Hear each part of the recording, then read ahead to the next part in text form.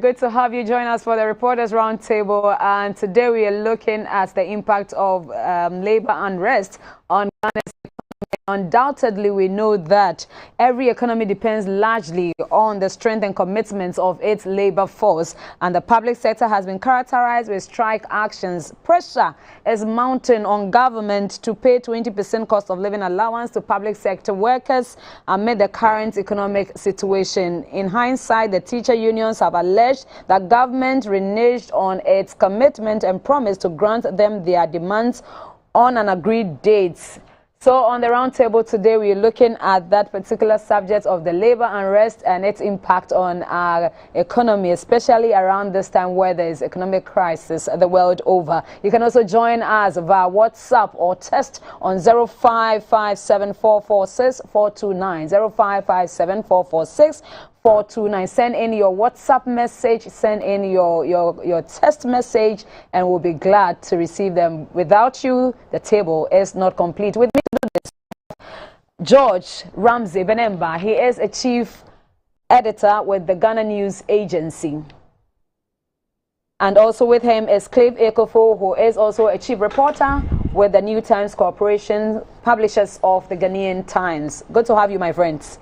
Thank you. Let's look at the performance of the public sector in its totality. Generally, how have we fared over the time?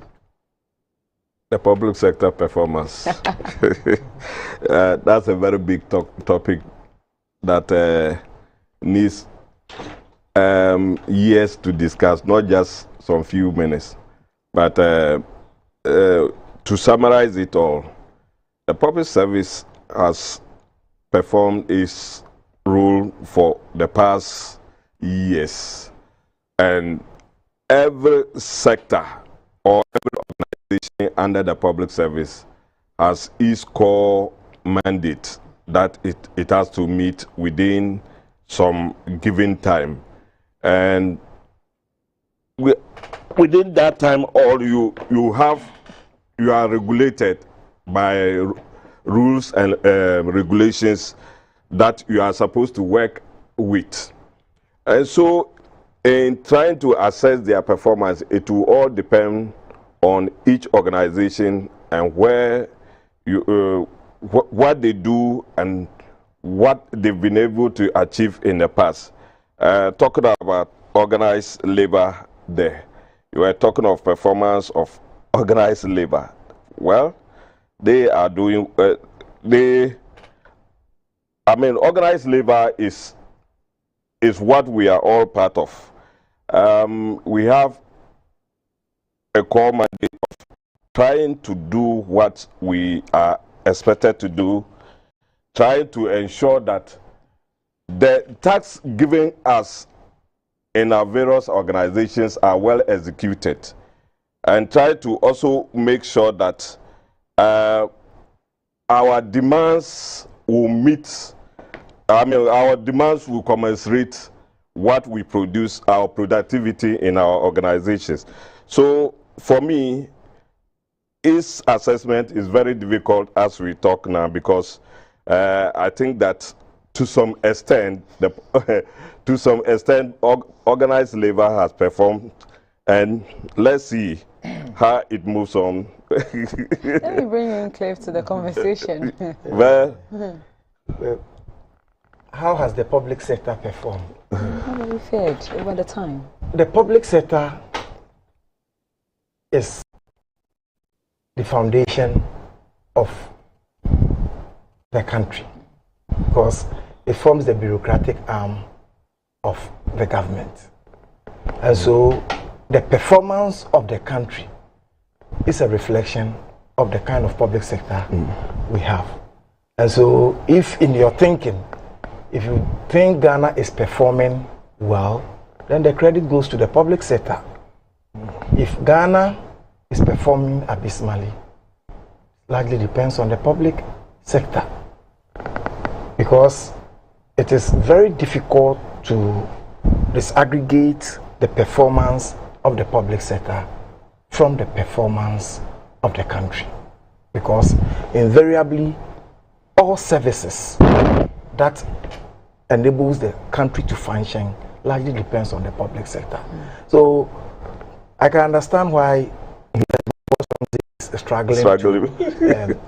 But if you really want to find out how the public sector has performed over time, just look at it's a reflection of what the country is.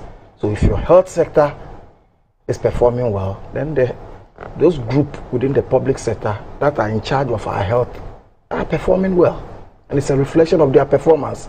If education is doing well,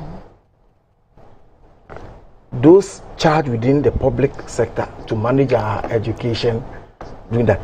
If your media is performing well, those charged with that responsibility. So an aggregate of the various blocks within the public sector is what you have as a reflection of where the country is with what you have mentioned so far, be it in health, be it in education, be it in the media, how do you assess it? Do you see that we're giving off our best? Well, the question is, how have they performed? Exactly. And my point is, if we are all happy with where our country is... Are you happy? Let me put the question that way. Are you happy? No, I'm not happy. You're not happy? I'm not happy. Meaning we are not doing well? Well, of course. I won't miss worse. Performance. If I were to rate Ghana's public sector, 30% will even be overboard. Because invariably, the public sector seems to have paralyzed the society. Like we are more of like a dysfunctional society because of the kind of public sector we have operating here. But why are you still in there? Why am I still in the public sector? I'm not in the public sector. Newton's Corporation is not a part of the... Okay. It's not independent. Yeah, but we are not. We are not. We don't depend on the consolidated fund. We fund ourselves. So even though we are state-owned, we generate our own income. So the state in which we find ourselves can only be blamed on us and not on any. So we should carry the blame now. So, but it's on our shoulders. Cliff, maybe a minute before you asked me a question. Why he's still there? I'm there, so I need to. Then the question is directed. Yes. So, as I said earlier on, everybody in an organization has rules and responsibilities, and those rules and responsibilities are backed by finances and other logistics. You might have all the acumen to perform well. You have the ideas to put on the table to ensure that the work there is well executed. But if it is not backed financially and with equipment and logistics, you are bound to fail in a way. In GBC, you do a lot of work. You need a lot of logistics equipment. If you have all the ideas and brains in your head and you don't have the tools that you are supposed to work with, it retrogresses your performance because you have the ideas all right, but what are you working with? So it's like the checks and balances system. You might have the ideas. If it is not financially backed, you have a lot of challenges to surmount in your performance. Okay. We'll leave that there, but we'll revisit it. As you indicated earlier, it's a big subject we can delve into. But particularly today, we're looking at the unrest on the labor front, and let's look at the underlying factors that causes these strikes within the public sector almost every now and then. I say it's what the French will call déjà vu, because it's a recurring phenomenon, and we seem not to have had a tap on what the actual problem is. It is as a result of this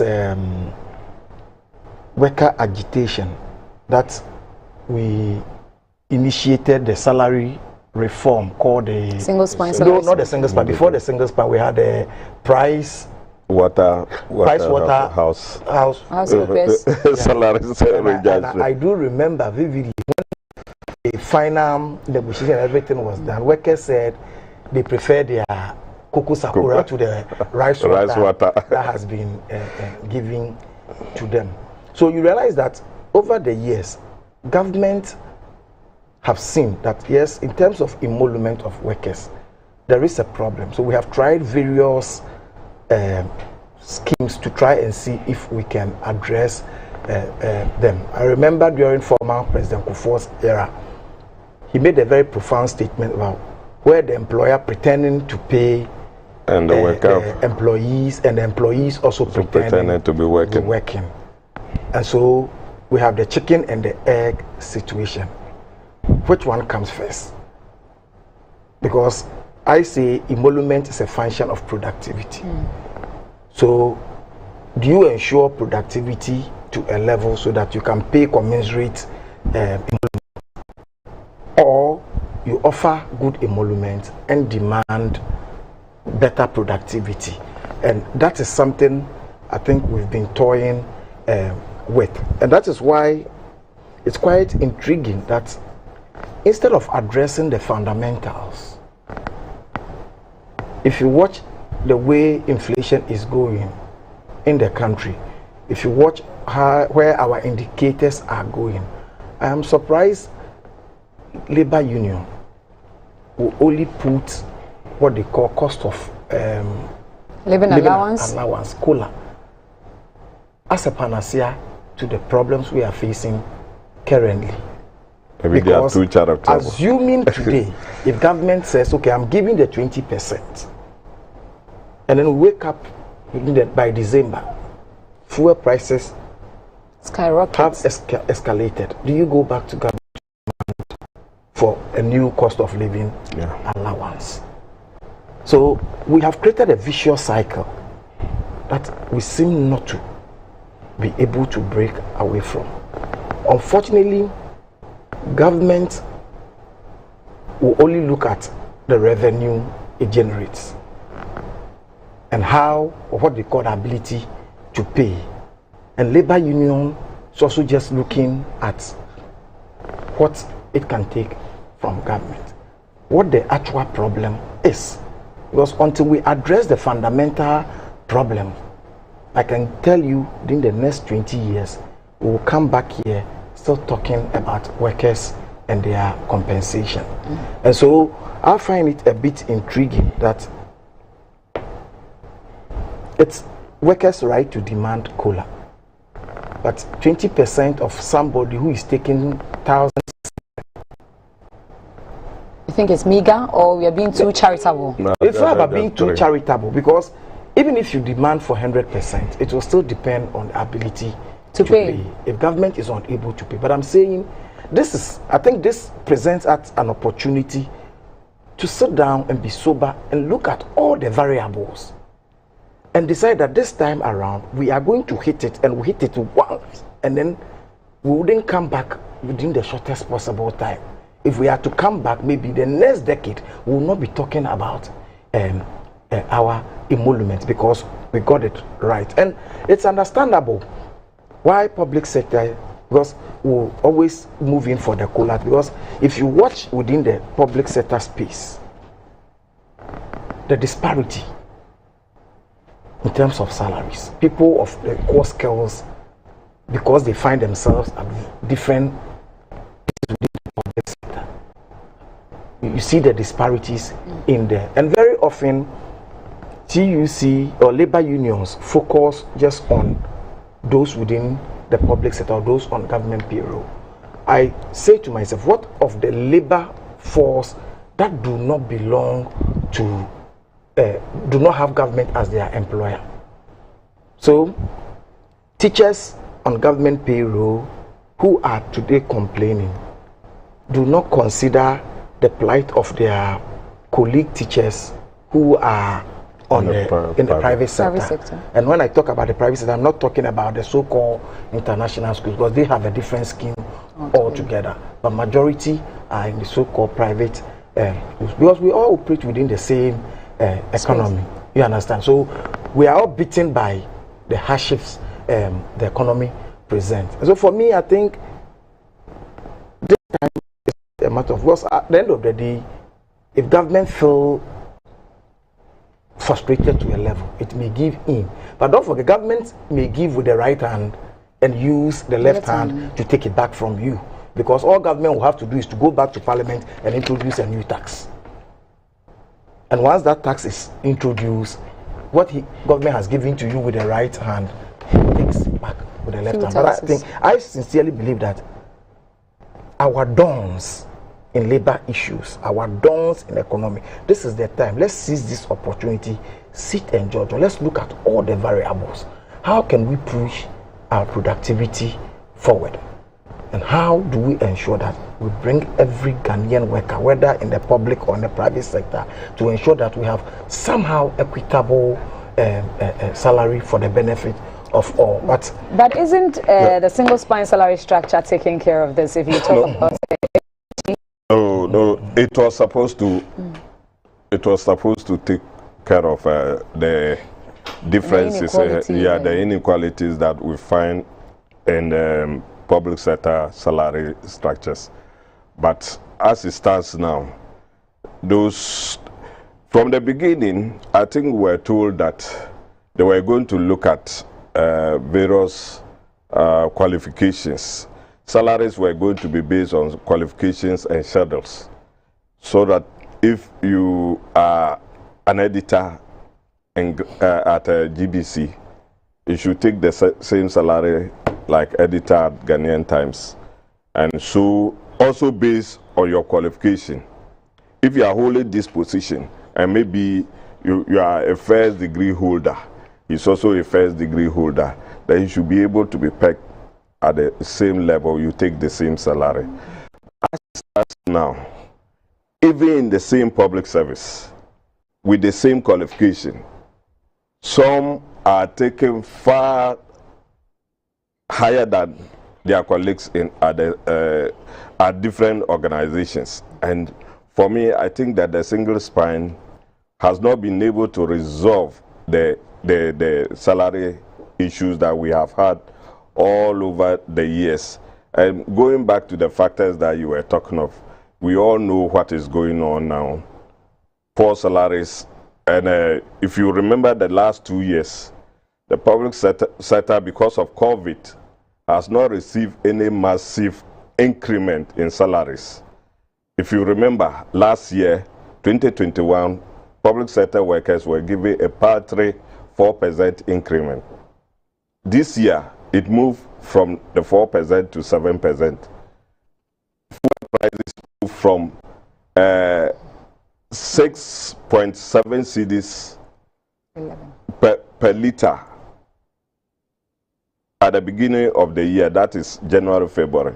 As you sit here, it's 12 point something per liter, which means in translation, if you have to buy a gallon of petrol now, you will need about 52 cedis. If you use a diesel car, you will need about 62, 63 cedis to get 1 gallon of petrol.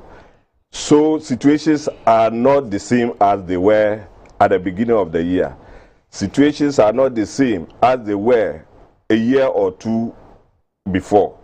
And so, cost of living, those who use public sector transport, they will tell you that because of the increases in fuel products, you realize that they have also increased their transport fares.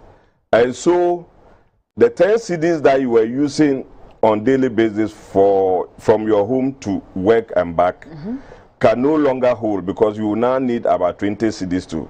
Meanwhile, your salary has been stagnant for the past 2 years. How do you account for the deficiencies? And that is why a lot of agitations are going around the country now. As we speak, I'm told that today 22 labor unions are in a meeting. When they come out of that meeting, we don't know what is going to happen. So my only recommendation, maybe for government is that as we sit here, we are all witnesses to what is happening in the whole world. It's not about Ghana alone, but it's about how you solve your problem.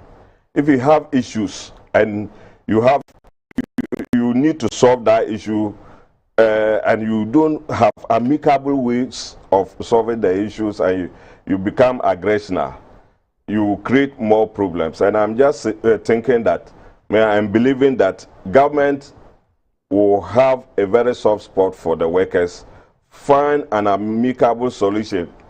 If even at the end of the day they are unable to meet them with the 20%, they should meet them halfway. On the other hand, if they think that things are so harsh on government now and they are unable to meet their demands, they should find a way of convincing them.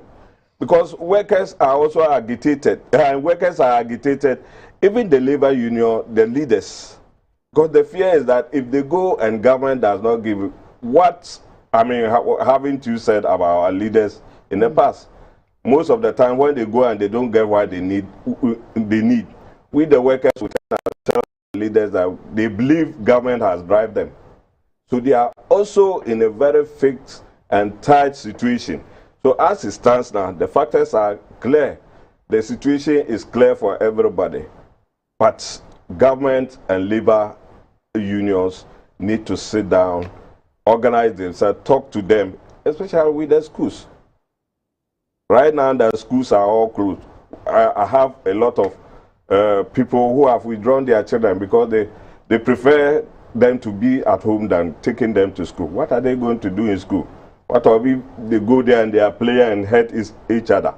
Teachers are not even there. So I think that we are in a very hot situation. And the hot situation that we find ourselves demand very solemn and very approachable measures that will allow the situation to sober down, maybe for the future to benefit when you listen to government spokespersons and communicators, what do you make of their posture and in addressing this situation? Because already government, with this IMF issues that came out, government, we know government expenditure has run out of gear, and there are a number of factors government is also looking at around this time. What do you perceive of their posture? Are they willing to meet labor unions halfway, or what do you see? For a very long time, we have been told that government revenue mainly caters for three things. Two key things: emoluments, interest payments, and then very little space is left for developmental projects. Now, if emolument and interest payment is consuming more than 80% of your revenue space, then it leaves very little room for other things to be done within that 10%. For a very long time, we all know that government expenditure have always overrun its revenue. Because, like I said earlier, a lot of things that we are not doing in this country. Someone will say, why does government continue to borrow? Because government must borrow to fill the space that is created by the shortfall in terms of revenue to be able to do other things. The current budget, when government decided to give 7% or so increment, was within the projected revenue and expenditure chart that was put before us. Unfortunately, like Ramsey said, events have overtaken us. The whole world is in a form of crisis. Economies are suffering. And it's not only Ghana, because you go on to international media, and even countries that we know have got the muscle to withstand some of these things are really under the difficulties. But like I said, the chicken and the egg situation fuel cost is going up, food items are going up, utilities are going up, and yet your salary remains the same. Does government come in to increase salaries? The next question will be, if government decides that, okay, I have the capacity, I have the power to borrow, so I will give the 20%, multiply 20% by over 800,000 public sector workers. Government borrows that.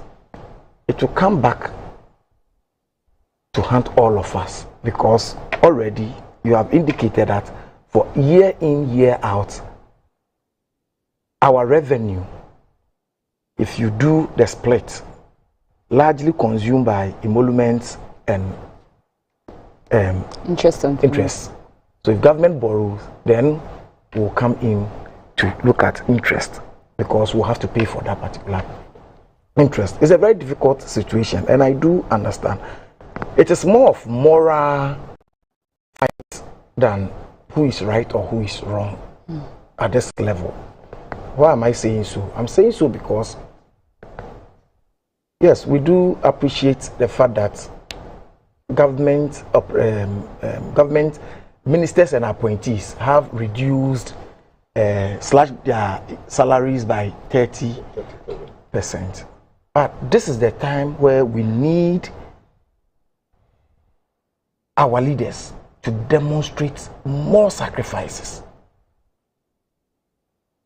If the people see a cut in what we call ostentatious lifestyle of our ruling class, then we at the grassroots lose the moral argument to demand for more, because those who are leading you have actually shown the way by reducing their lifestyle.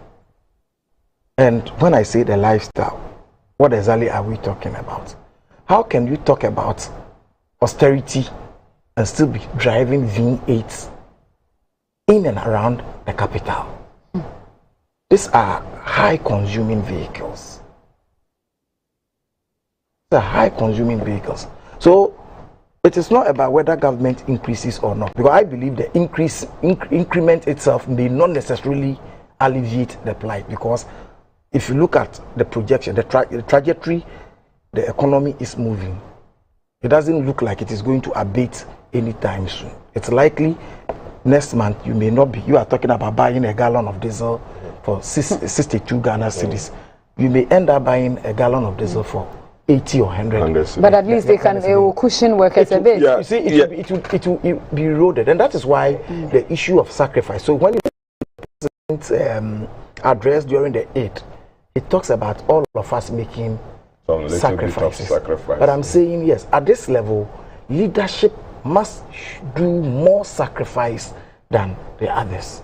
You understand? Because leadership must drive all of us along. I would prefer waking up tomorrow and a directive asking all ministers and government officials to ground their V8s. In that case, I will have the courage to condemn. Unless they will fuel it themselves. Fueling themselves, it should be grounded. Because if the vehicle is mine and I'll fuel it myself, you have no right to tell me to ground it. It is not about it's not about rights. You want people to make sacrifices. You must demonstrate. Because yours will be the cause, all other effects, right? Yours will be the cause, all others will be the effects. I'll come to you, Ramsey, but let's go for a quick breather, and we'll talk about whether employees are being inconsiderate in their demand and what this presents, this industrial upheavals presents, and its impact on our economy. You can also join us via phone. You can send a WhatsApp message now or send a text message on 0557 446 429 0557 446 429, and we'll be glad to receive your message here. We go for a quick breather, please. Don't go anywhere. We'll be back shortly.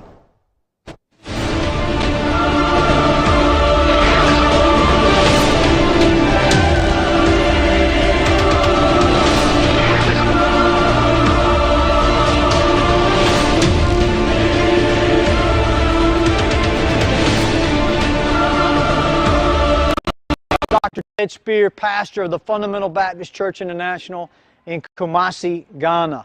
I'd like to welcome you to join us here on GTV every Saturday morning from 6:30 to 7 a.m.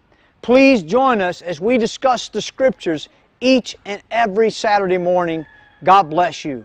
Kings and nations tremble at his voice. All creation rises.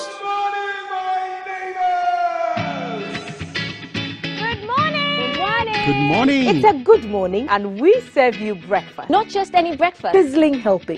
And there's much more on offer on GTV Breakfast. So what's your pleasure than Votrasia at that time of the morning? You want it served buffet style, complimentary breakfast, On-site restaurant, or room service? we've got you covered. From Monday to Friday at 6 a.m. With a trusted team. So never GTV breakfast.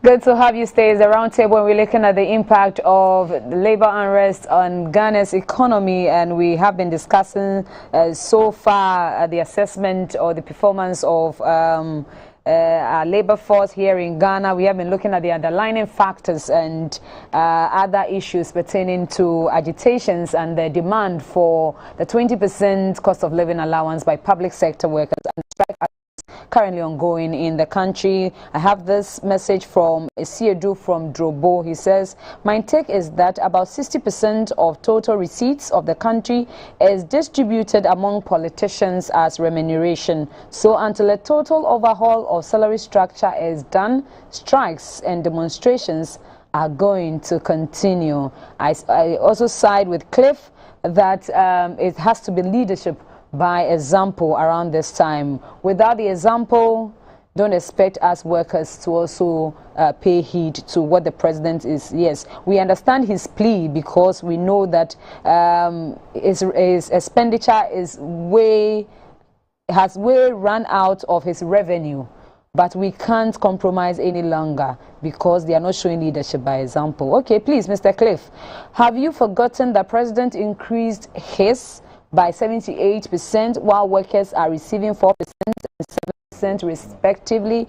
You didn't add your name. Please kindly add your name. I hear a total no from the studio, and I'm sure they will explain that. We're having more messages also coming in here from Millicent all the way from Amasaman Hospital. She says, oh, you guys are looking stunning, and thank you for this because we are all suffering. I'm also at a public hospital and it's not easy, my sister.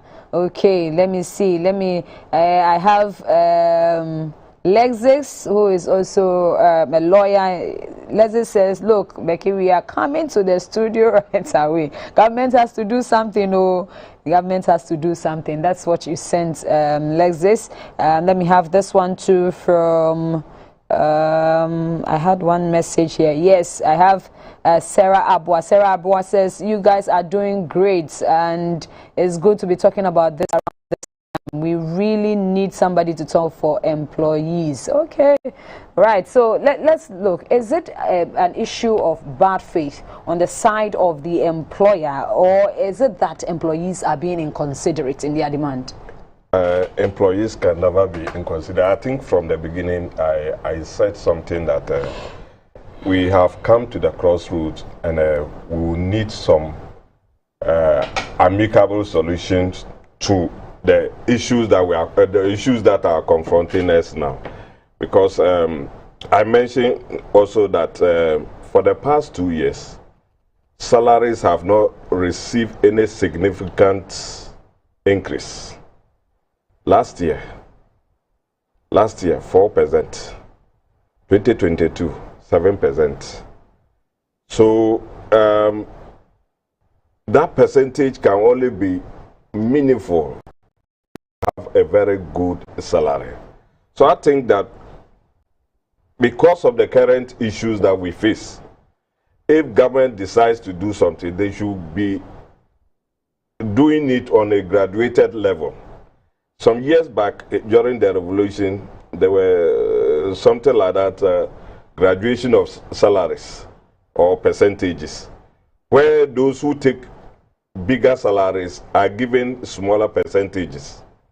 Then those who are at the base there with very paltry salaries are given bigger increases. So you can peg it between 7% and maybe 25%, so that those who are taking hundreds of thousands or tens of thousands, they can be given the 7%. In the middle, like 10%. Further, some can get 15%.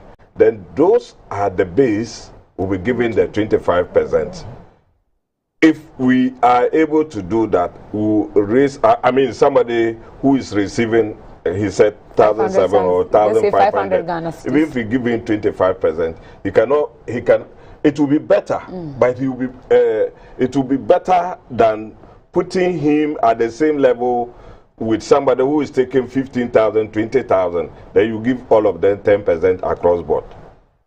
You realize that it is going to be very unfair to somebody at the base there. But if you give somebody at the base 25%, at least you have some significant increase of his salary, which is still very, very small compared to somebody who is taking 20,000. I know Cliff does not agree to that. Yes, it's just a suggestion, because I know that the current situation that we find ourselves and the current salary structures may not give us that impetus to make those increases. But it's a suggestion I am making based on what happened in the past, just to make sure that they mitigate the challenges of the time. And still keep our economy intact.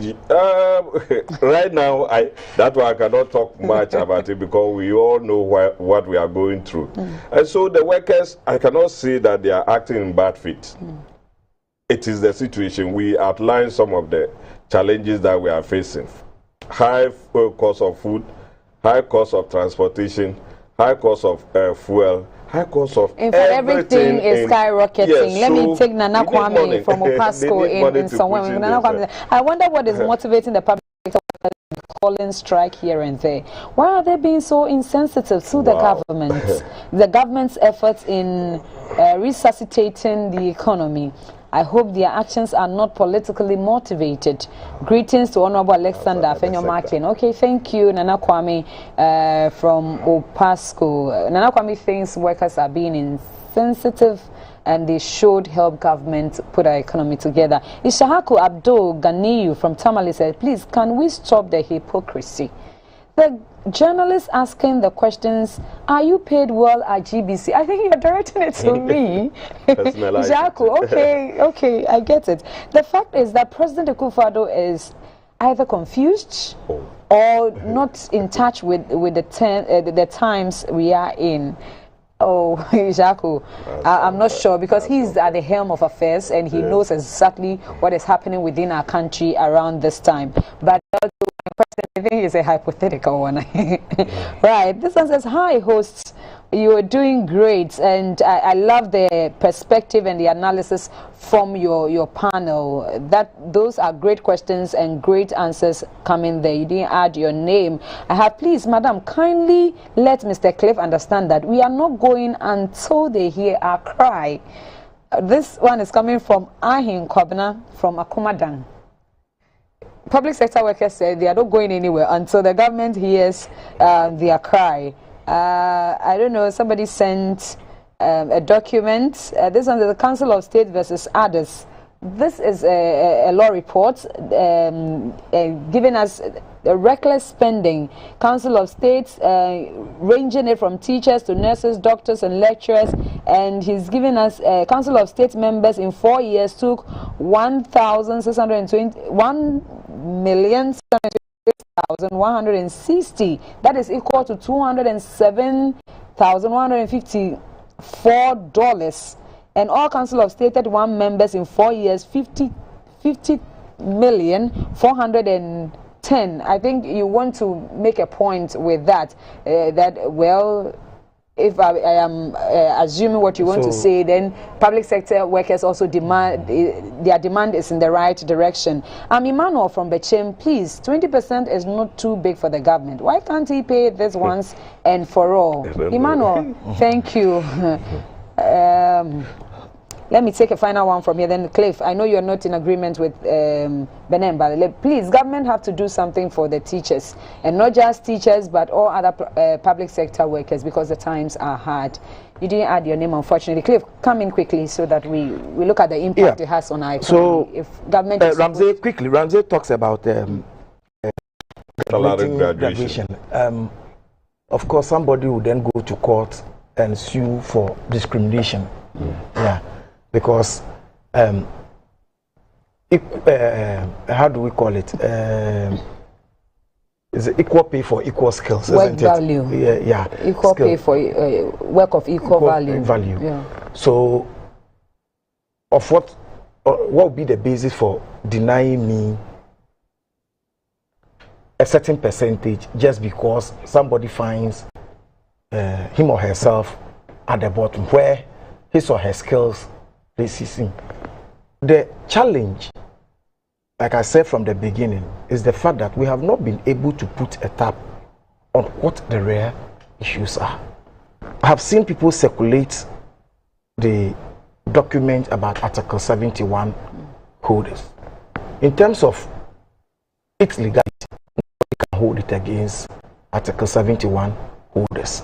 And interestingly, from 1993, when we ushered in the 1992 Constitution, every Article 71 holder has been a beneficiary of the emolument arrangement under that particular Constitution. It is more of a moral issue, and it becomes imperative even now that we find ourselves in this situation.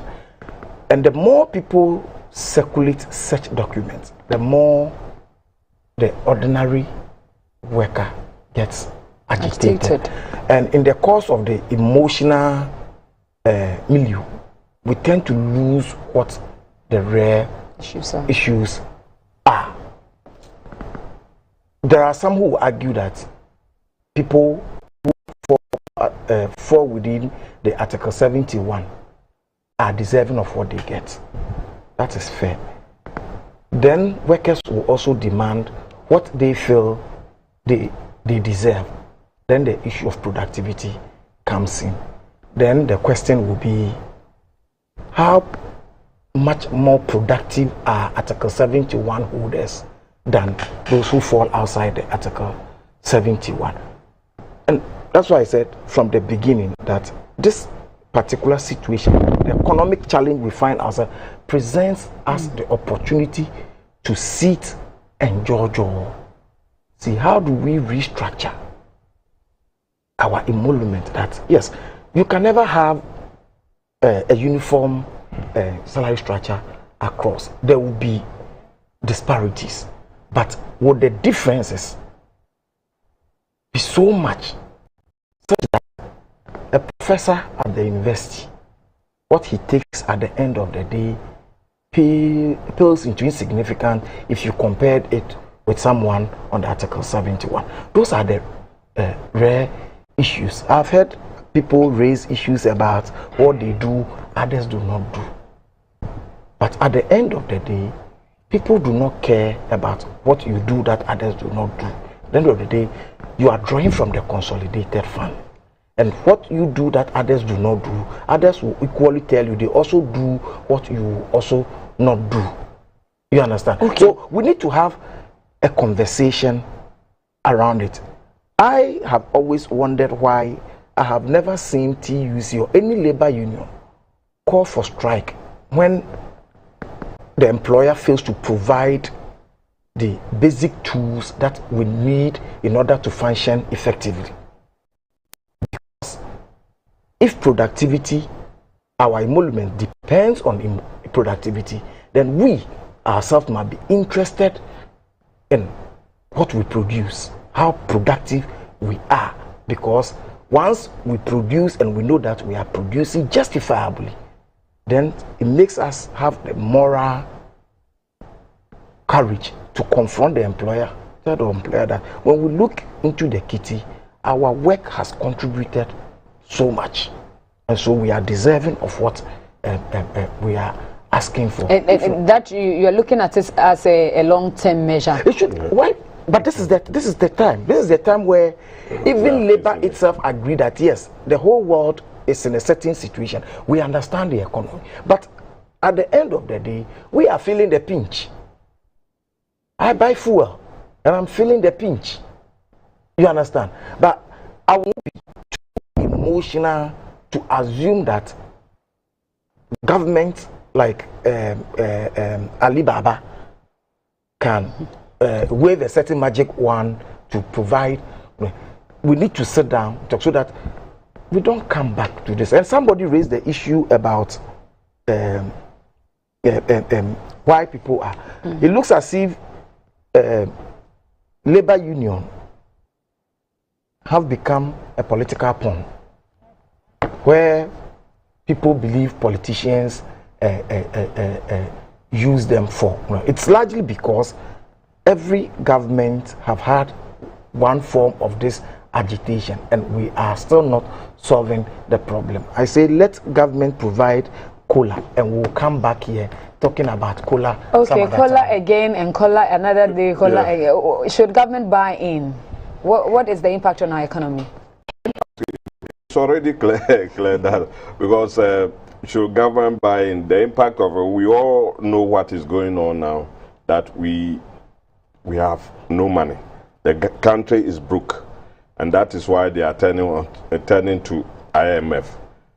But that is not to say that the needs of the workers should also not be met. That is why I said from my preliminary statement that it should find a way of meeting organized labor.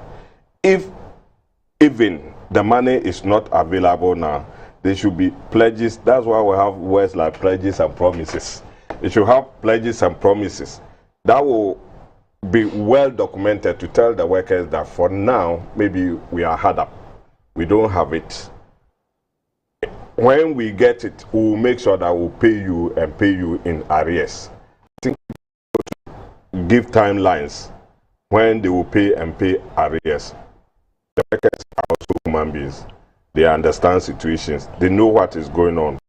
But that is not to dissuade them from their demands.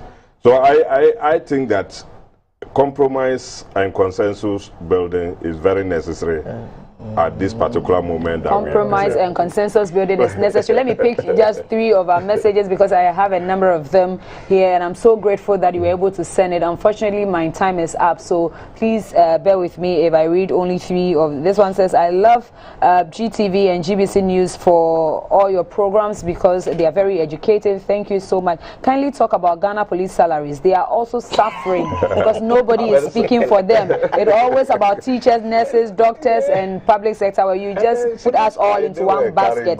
Talk about the police. I'm sure you were a police officer. You didn't add your name. I'm sure you were a police officer. And you want. Okay, they are. My question is efficiency, or what has it been? How productive have the public sector been? And they weren't even able to counsel this government until we got to this point. They are paid, even MPs are paid exorbitantly for nothing. What is happening in Ghana? My time is up and I would have to leave. I'm so grateful that you were able to send. I have so many messages here, so many messages here, and we'll do well to attend to every message even after the program. We assure you of that one. My name is Rebekah, Awuah, and we have been I know the conversation will continue on all other programs on our platform, so just keep monitoring. We are also online at the Ghana Broadcasting Corporation Facebook page. Please follow us, like it, share it, and post your comments there. We thank you so much. We'll see you again, God willing, next week.